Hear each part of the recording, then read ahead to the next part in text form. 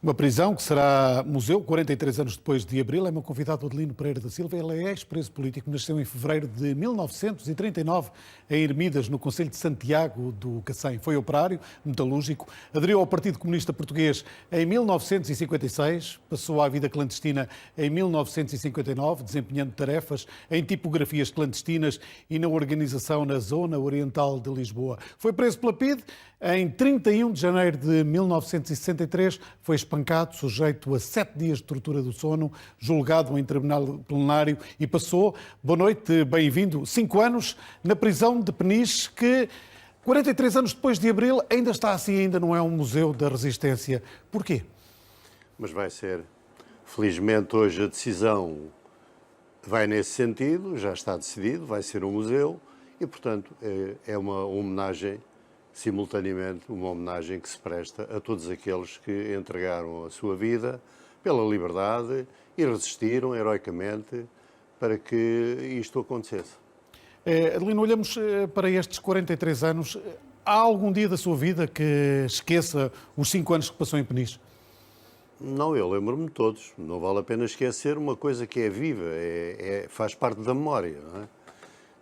O regime prisional era brutal, as famílias sofriam com isso, os presos sofriam com isso e, naturalmente, nós tínhamos que lutar, mesmo dentro da cadeia, tínhamos a organização e essa organização funcionava.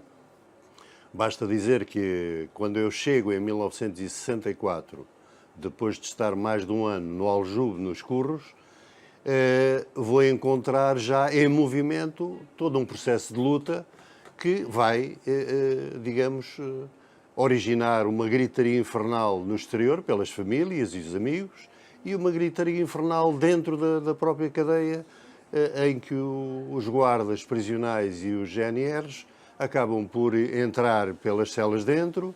Houve espancamentos, entre eles eu, o Dias Lourenço e o Vilela e outros, não é? E naturalmente que a seguir houve mais castigos, houve mais cortes, portanto a situação ainda foi mais complicada. Adelino, há quem diga que estas eram prisões normais, onde os presos eram respeitados. O que é que se passava verdadeiramente dentro de uma cela, dentro destas cadeias, nomeadamente neste Forte de Peniche? Olha, várias coisas. Uma delas era resistir e procurar a todo o custo ter o máximo de contacto com o exterior. Portanto, o exterior e o interior eram efetivamente fundamentais para coordenar essa luta necessária e a sobrevivência que era necessário. Mas deixe-me dizer que há muitas coisas que ainda não são conhecidas totalmente.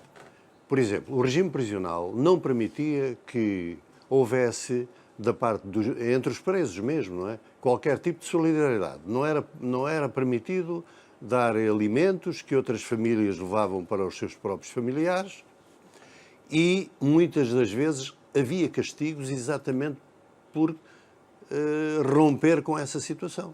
E eu lembro-me de vários casos. Portanto, isto era uma situação permanente. Depois, eles retalhavam a alimentação, as visitas que deveriam ser em princípio de 1 hora, muitas vezes eram cortadas gratuitamente, sem qualquer aviso. Por vezes as pessoas vinham de muito longe, vinham do Alentejo, vinham do Algarve, vinham do Norte e uma visita de 1 hora podia significar 5, 10 minutos, porque eles interrompiam a visita gratuitamente. Era uma forma também de pressão. O Adelino, na altura, tinha uma companheira, um filho, teve que casar para se poder corresponder com ela. É verdade. Até tenho aqui comigo o documento comprovativo disso, não é? É a certidão. Eu estava em Peniche, a minha companheira estava em Caxias e eu acabei por procurar casar por procuração, porque eles não reconheciam o casamento fora dos termos legais, não é? Não é casado e, portanto, não tem possibilidade de ser autorizado a trocar correspondência com aquilo que eu considerava a minha companheira. Adelino, este Forte de Peniche vai ser um museu.